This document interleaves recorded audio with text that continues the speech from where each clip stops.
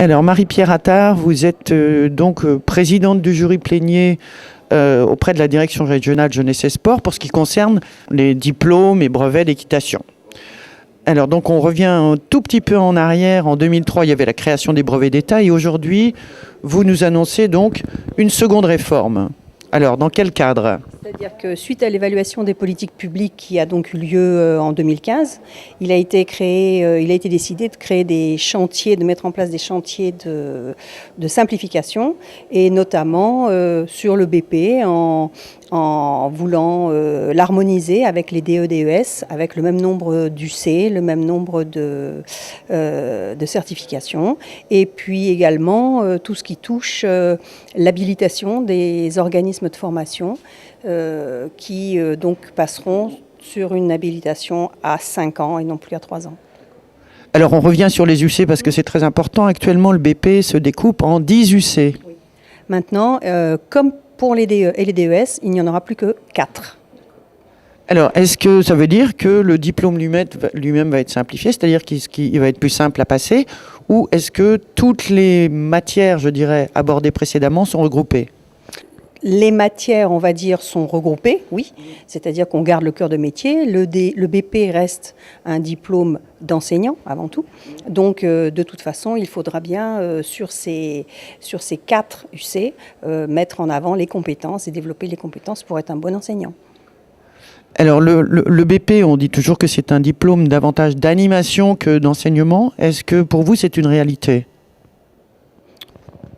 Donc non, je ne pense pas que le BP soit uniquement un diplôme d'animateur, d'autant que le prochain diplôme qui va arriver, c'est un diplôme généraliste qui va donc permettre à son titulaire d'exercer sur tout, ça c'est très important, sur tout niveau, tout public et toute structure. Alors que jusqu'à présent, c'était plutôt limité à un certain niveau de compétences de cavalier. Disons que c'était jusqu'au premier niveau de compétition. Et alors que maintenant, BP généraliste, son titulaire peut intervenir sur tout niveau et tout public. Est-ce que les mentions sont maintenues ? Alors, il n'y a maintenant plus qu'une seule mention, qui est la mention activité équestre. Les différentes mentions en tant que telles, attelage, équitation, tourisme équestre, équitation de tradition et de travail, n'existent plus. Par contre, il est créé 3 options. Ces options sont équitation d'extérieur, animation poney-cheval et perfectionnement technique.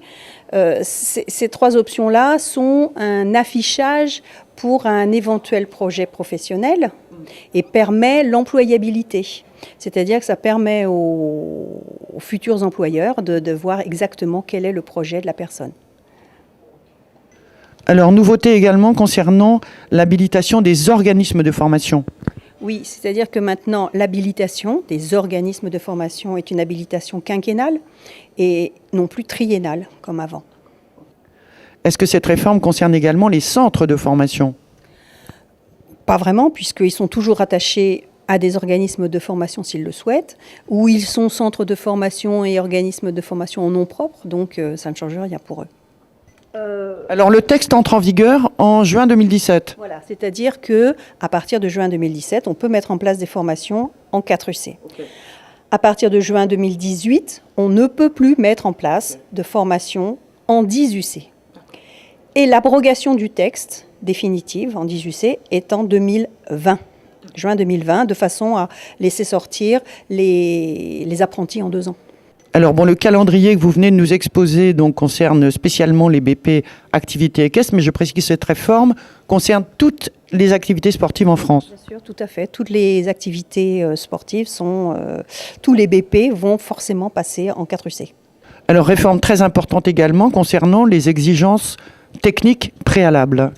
Oui, en effet, les exigences techniques préalables vont être revues à la hausse avec des tests qui seront différents de ceux qui sont proposés actuellement. Et ça, mise en place aussi, même genre de calendrier ?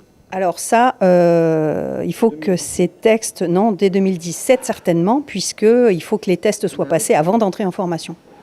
Alors, pour les personnes qui souhaiteraient des informations complémentaires, quelle est la source d'information la plus fiable ? Alors, il faut se rendre sur le site du ministère, sport.gouv.fr, dans lequel tous les textes, toutes les annexes et tous les arrêtés sont mis en ligne. Merci beaucoup Marie-Pierre Attard pour toutes ces infos. Donc on attend avec impatience les premiers nouveaux BPJEPS. Merci à vous.